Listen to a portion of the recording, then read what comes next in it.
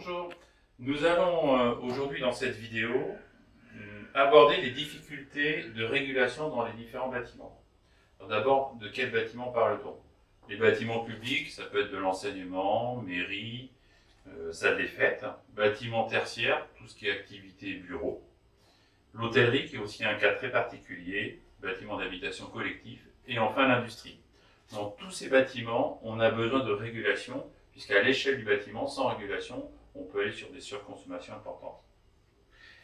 On va avoir deux systèmes de chauffage à réguler. Soit un système de production globale, ça peut être via, comme ici, une boucle de production qui est alimentée par une chaudière bois de la collectivité et qui va après, via un échangeur, chauffer les radiateurs. Ça peut être aussi du chauffage global par une chaudière fuel qui existe encore dans les grands bâtiments, anciens bâtiments, chaudière gaz. Deuxième catégorie de système de chauffage, le système chauffage individuel qui peut être tout simplement des radiateurs électriques qu'on va trouver dans chaque bureau.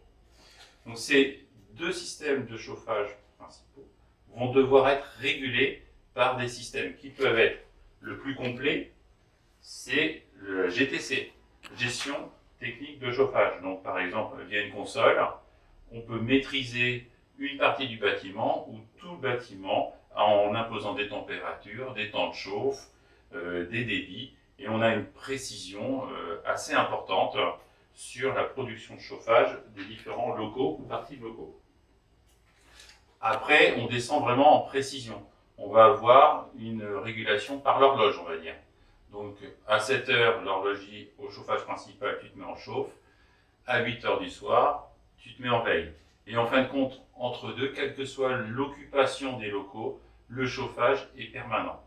On peut avoir aussi une régulation à la température. La température, par exemple, un thermostat sur radiateur électrique ou le robinet thermostatique du bureau, on régule la température, mais là, à nouveau, quelle que soit l'occupation du bâtiment, pendant toute la période de chauffe, on va avoir une constante. Donc, ce sont des systèmes qui permettent de réguler un peu, mais qui ne sont pas assez précis.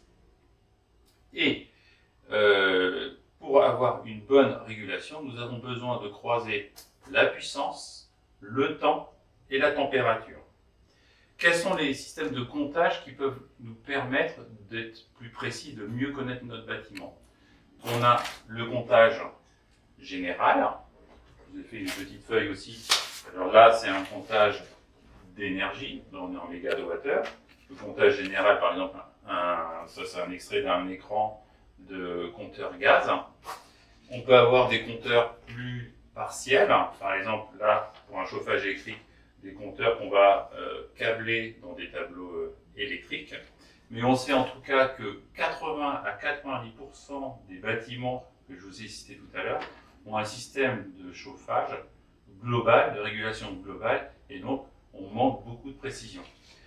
Quand nous, AREA, on va intervenir sur ces systèmes pour pouvoir permettre à l'exploitant de faire des économies, on va par exemple prendre ce type d'appareil, c'est un wattmètre, et on va aller chercher les boucles, alors c'est le système de chauffage électrique, et on va aller chercher les boucles les plus consommatrices. Et à partir de la connaissance des boucles les plus consommatrices, on va proposer de câbler des compteurs d'énergie, par exemple, compteurs d'énergie électrique, mais ça peut être aussi des compteurs d'énergie fluide qu'on va mettre sur certaines boucles de parties du bâtiment, de façon à avoir une meilleure connaissance des pics de consommation saisonniers dans la journée, et afin après d'avoir des régulations via une GTC, via une horloge, via d'autres systèmes qui vont permettre au fur et à mesure, il faut au moins compter au moins 1 à 2 ans pour avoir une bonne connaissance de son réseau et permettre à l'exploitant d'avoir un réel impact sur sa facture.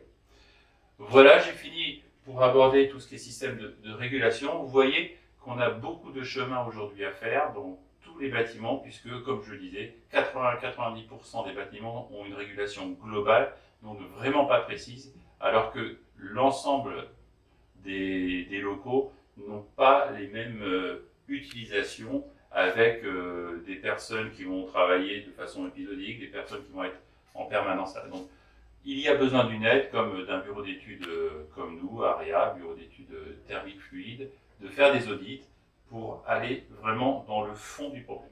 Je vous remercie de votre attention et je vous dis à bientôt.